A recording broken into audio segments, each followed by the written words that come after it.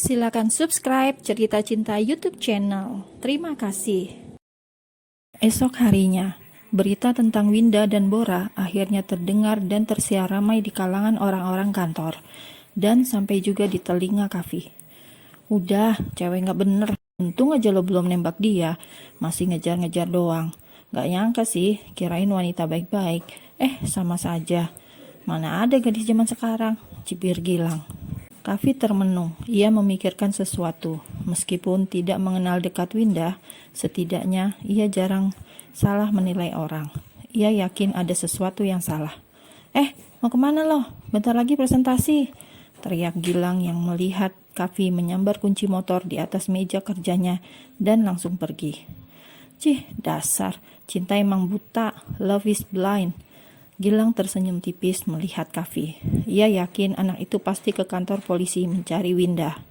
Ternyata dugaan Gilang salah, karena Kavi tidak ke kantor polisi.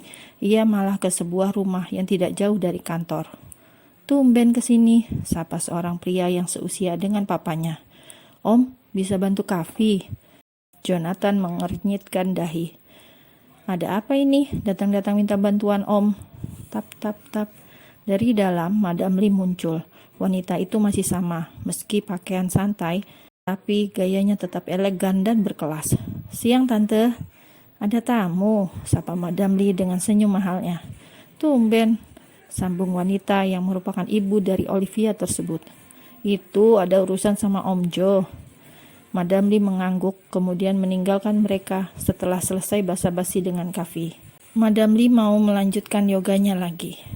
Ruang kerja Jonathan. Apa? Jangan aneh-aneh. Jangan terlibat dengan hal-hal yang akan merugikanmu di kemudian hari, ujar mantan sekretaris Gadi tersebut. Dia bukan gadis seperti itu, Om. Kavi, Om bilang tidak usah terlibat. Tapi Om, ini bukan masalahmu. Kavi terdiam sesaat. Bagaimana kalau ini tidak seperti kelihatannya? Bagaimana kalau ini jebakan? Bukan urusanmu, Kavi. Dan bila papamu tahu Om terlibat, akan tidak enak saat kami bertemu. Kavi mengusap wajahnya dengan berat. Mau dibujuk seperti apa? Ternyata Jonathan tidak mau membantu. Akhirnya ia pergi dengan tangan kosong. Esok harinya, Winda keluar dari sel saat seseorang membesuk. Maaf, Anda siapa? Tanya Winda pada sosok pria berdasi polkadot dengan setelan jas yang rapi.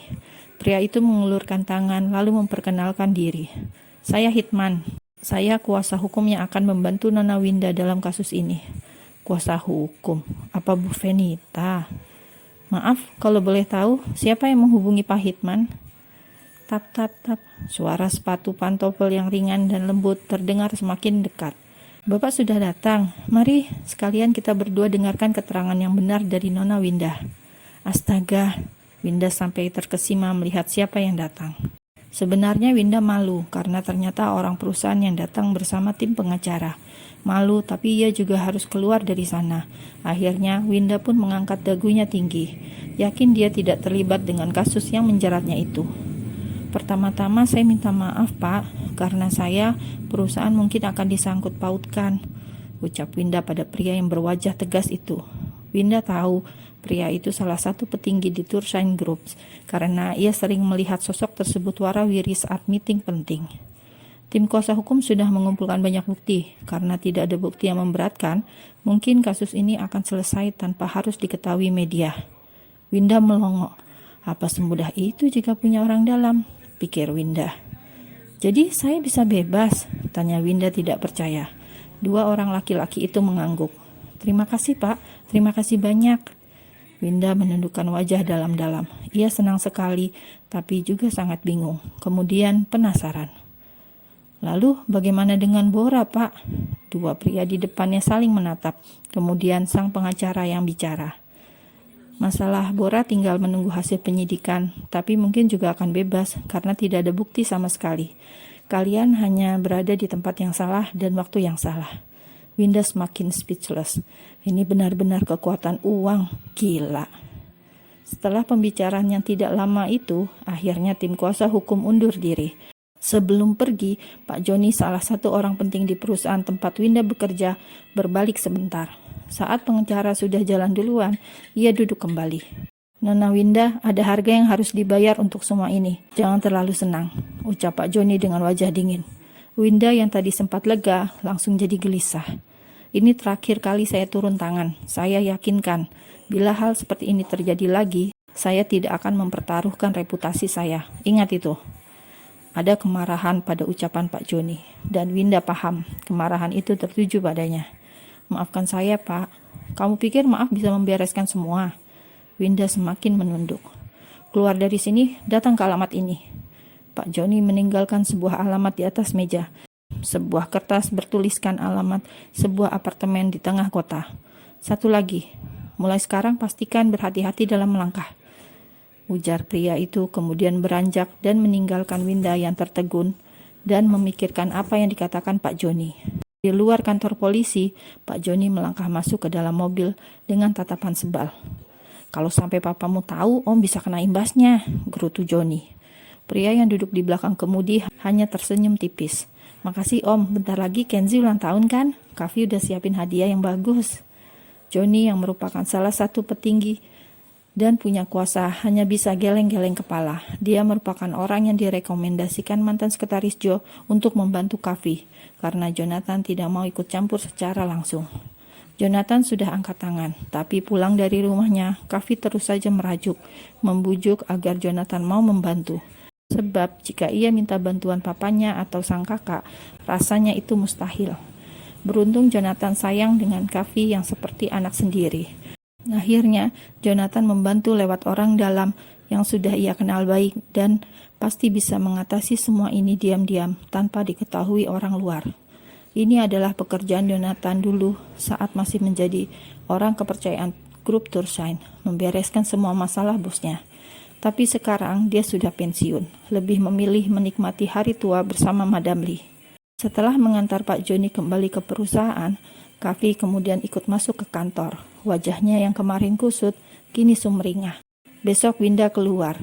Ia sudah membayangkan bagaimana Winda akan berterima kasih padanya. Membayangkan saja sudah membuatnya cengar-cengir. Lo kesambet, celetuk Gilang yang merasa aneh saat baru datang. Kavi senyum-senyum tidak jelas. Kavi hanya membalas dengan menepuk pundak pria itu. Kemudian fokus pada pekerjaan yang kemarin numpuk karena ia tidak bisa fokus. Pria itu jadi tidak sabar menunggu besok. Di dalam tahanan, Winda menatap alamat yang ada di tangannya. Kira-kira siapa yang ada di balik semua ini? Ia mulai menebak siapa yang paling mungkin punya kekuatan besar untuk melakukan hal-hal semacam ini. Hingga tidak terasa, siang berubah menjadi malam dan hari esok pun tiba, di mana apa yang dikatakan Pak Joni dan kuasa hukumnya kembali benar adanya, bahwa dia bisa segera bebas. Seakan tidak percaya, akhirnya Winda bisa keluar dari tempat yang mengerikan itu. Terima kasih Pak. Winda membungkuk mengucapkan terima kasih pada semua penjaga. Tidak mau lama-lama di sana, setelah bebas bersyarat, Winda langsung meninggalkan tempat itu. Sesuai dengan perintah Pak Joni kemarin, setelah keluar, Winda bukannya pulang, tapi langsung ke apartemen. Dia mencari alamat yang tertera, sebab ia penasaran siapa orang yang sudah mau menjamin dan mengeluarkan dirinya tersebut. Apartemen Golden Coral. Winda berjalan menyusuri lorong. Ia sedang mencari apartemen yang dimaksud. Karena masih di lantai atas, ia pun naik lift. Begitu dia masuk dalam benda kotak yang bisa naik turun tersebut, tiba-tiba seorang pria yang juga berjalan di belakangnya ikut masuk. Pak. Winda yang terkejut langsung menundukkan wajah menaruh hormat. Jadi itu Pak Arjun, kenapa dia mau membereskan masalahku? Pasti beliau tidak ingin nama perusahaan tercemar. Batin Winda yang terhenyak saat melihat Arjuna, pemilik sekaligus pimpinan tertinggi di perusahaan tempatnya bekerja selama ini. Biasanya Winda hanya bisa melihat dari jauh. Kini dengan jelas ia bisa memindai paras rupawan dan sangat tampan itu. Baik, tampan, kaya, sempurna. Gumamnya lagi ketika malah larut dalam rasa terkaguman pada sosok Arjuna Trinadaru Mahindra. Lantai berapa Pak? Tanya Winda kemudian. Sebagai bawahan di kantor, ia pun akan menekan tombol lift untuk bosnya. 8, jawab Arjuna dingin, seperti es di kutub selatan. Kenapa aku tanya? Kan jelas dia tinggal di lantai 8. Batin Winda yang telah salah paham. Baik, Winda pun menekan tombol 8, kemudian mundur dan bersikap tegap seperti semula. Selama benda itu naik ke atas, keduanya tidak banyak bicara. Dan saat baru bergerak ke lantai 7, tiba-tiba benda itu berhenti.